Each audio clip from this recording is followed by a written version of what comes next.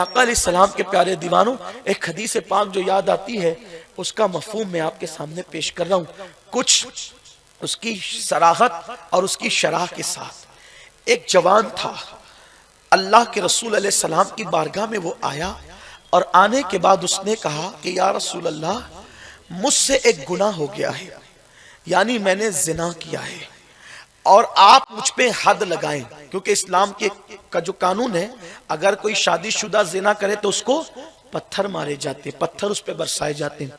तो उसने कहा या रसूल अल्लाह, मुझसे जिना हो गया है और मैं चाहता हूं कि आप मुझ पे हद लगाएं और मुझे पाक कर दे, क्योंकि कानून ये है कि अगर किसी पे हद लगेगी तो उम्मीद है कि इंशाअल्लाह क़यामत के दिन अल्लाह उस गुनाह के बारे में उससे सवाल नहीं पूछेगा, उससे सवाल नहीं होगा।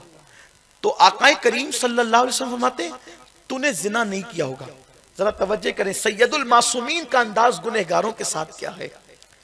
वो आकर के खुद कहते हैं मैंने जिना किया है, और आका अलैहिस्सलाम फरमाते तूने जिना नहीं किया होगा, सिर्फ तूने बोसो किनार कर लिया होगा, चल जा यहां से, जा जा। उसने कहा नहीं या रसूल अल्लाह, मैंने जिना ही किया है। सरकार फरमाते हैं अपने सहाबा से, कहीं ये शराब के नशे में गलत बातें तो नहीं बक रहा है, इसका मुंह सूंघो। तो लोगों ने मुंह सूंघा, कहीं नहीं या रसूल अल्लाह, ये शराब के नशे में नहीं है। फिर उसने कहा हुजूर मैंने जिना किया है। आका फरमाते हैं कि इस पे पागलपन का दौरा तो नहीं पड़ता है, कि ये पागलपन के दौरे की वजह से ये अपने आप को जानी कह रहा है। देखो सैयदुल मासूमीन, जिसकी नजर से खुदा की जात न छुपी, वो गुनहगारों के साथ कैसे हुस्न ज़न की दावत दे रहे हैं। वो इकरार किए जा रहे हैं कि मैंने जिना किया है, और हुजूर उस पर पर्दे पे पर्दे डालते जा रहे हैं। जब 4 बार उसने इकरार कर लिया तो फिर मेरे रसूल का 5वां फरमान ये था, ऐ अल्लाह के बंदे, ठीक है तूने जिना कर लिया था, लेकिन अल्लाह ने छुपा दिया था तो छुपा रहने देता, तूने बोला क्यों? तुझे बोलना नहीं चाहिए था। इसका मतलब यह है कि अगर गुनाह हो जाए और अल्लाह पर्दा डाल दे तो तौबा कर लेना चाहिए, चुपचाप बताना नहीं चाहिए। यहां तो हाल ये कि दोस्तों में शेयर करते हैं कि मैंने ये किया, मैंने ये किया। अस्तगफिरुल्लाह, गुनाह का ऐलान भी गुनाह है, गुनाह का इजहार भी गुनाह है। कुछ ऐसे भी पारसा लोग मेरे समाज में रहते हैं जो कहते हैं आज फजर की नमाज मुझसे छूट गई। अरे छूट गई थी तो पढ़ लेता था, ऐलान करके उसको आपने दुबाला क्यों कर दिया? गुनाह का ऐलान भी गुनाह है।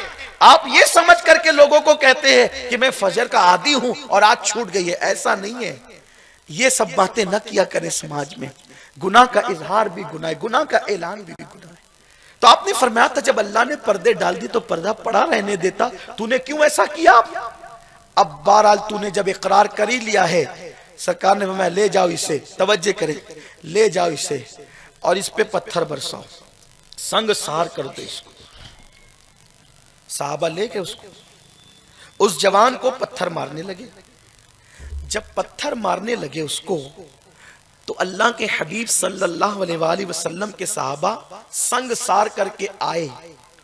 तो आने के बाद हुजूर अलैहि सलाम ने देखा कि एक सहाबी के दामन पर खून के कुछ कतरे हैं, कुछ कतरे खून के लगे हुए हैं। तो सरकार ने देखकर जान गए, सरकार पहचान गए कि ये उसी के खून के कतरे जिस शख्स ने जिना किया था और फिर उसने तौबा की, उसे संसार किया गया। और सरकार ने उनसे पूछ लिया वो मेरे फुला का क्या? मैं उस शख्स का नाम नहीं लूंगा, इसलिए कि जिसको नबी मेरा कह दे फिर शान ही जुदा है।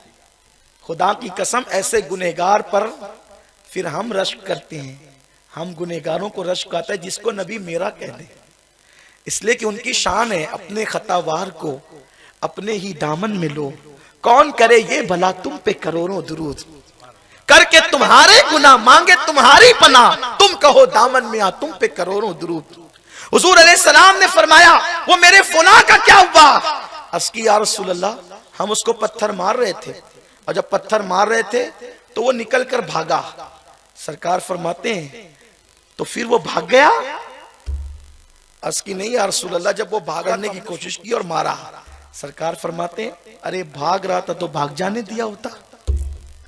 क्या मोहब्बत है गुनहगारों से, क्या प्यार है गुनहगार। भाग रहा था तो भाग जाने दिया होता। नहीं या रसूल अल्लाह, हमने उसको मार दिया, वो मर गया, इंतकाल हो गया उसका। फिर उसके बाद एक और साहब खड़े थे, उन्होंने कहा अल्लाह की लानत हो उस पर ایک صاحب کہتے ہیں غصے میں اور جلال میں آ کے اللہ کی لعنت ہو اس پر.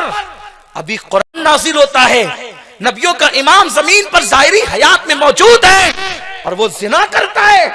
سرکار نے یہ جملے سنے تو سرکار علیہ السلام جلال میں آ گئے, فرمایا تم اس پہ لعنت کر رہے ہو, اس نے ایسی توبہ کی ہے اگر اس کی توبہ پورے مدینے والوں پہ تقسیم کر دی جائے تو سب کو جنت. تم اس پہ لعنت کرتے ہو, تم اس پہ لعنت کرتے ہو. دیکھو حضور علیہ السلام نے گناہ نہ دیکھا, حضور نے توبہ کا, توبہ کی کیا بات کی, کہا اس نے وہ توبہ کی ہے, اگر اس کی توبہ تقسیم ہو جائے, اس کی توبہ تقسیم کر دی جائے مدینے والوں پر تو اللہ تبارک و تعالیٰ ان سب کو جنت عطا فرما دے. یہ ہے توبہ. آئیے ہم سب بھی پکا ارادہ کریں, پکا عہد کریں. سرکار غوث پاک کی محفل میں آئے ہیں اور میرے غوث نے تو فرمایا جو میرے ہیں میں ان کو بغیر توبہ کے مرنے نہیں دیتا. سرکار غوث پاک فرماتے جو میرے ہیں میں ان کو بغیر توبہ کے مرنے نہیں دیتا. اور خدا کی قسم غوث پاک کا ماننے والا بغیر توبہ کے مر بھی کیسے سکتا ہے, اور اگر مرتے ہوئے بھی توبہ کی توفیق نہ ہوئی تو ساری زندگی کہتا رہا میں غوث پاک کا ہوں, میں غوث پاک کا ہوں. غوث پاک کا ہوتا تو توبہ کی توفیق ملتی, لیکن اگر توبہ کی توفیق نہیں تو کیا معاذ اللہ یہ کہ غوث پاک سے اس کا تعلق نہ تھا, اور پھر ان لوگوں کا تعلق غوث پاک سے کیا ہو سکتا ہے. اللہ اکبر. جن لوگوں کو نماز کے لیے ٹائم نہیں, جو مسجد کے زینے پہ بیٹھ کر کے اذان سے پہلے اٹھ کر کے نکل جاتے ہیں, چلو اذان ہوگی تو نمازی آئیں گے. غوث پاک کے نزدیک تو بے نمازی ہو کر انسان اپنا ایمان ثابت نہیں کر سکتا, وہ اپنی نسبتیں غوث پاک سے کیا ثابت کر سکتا ہے. میرے پیارے آقا صلی اللہ علیہ وسلم کے پیارے دیوانوں, سچی توبہ کی طرف آؤ.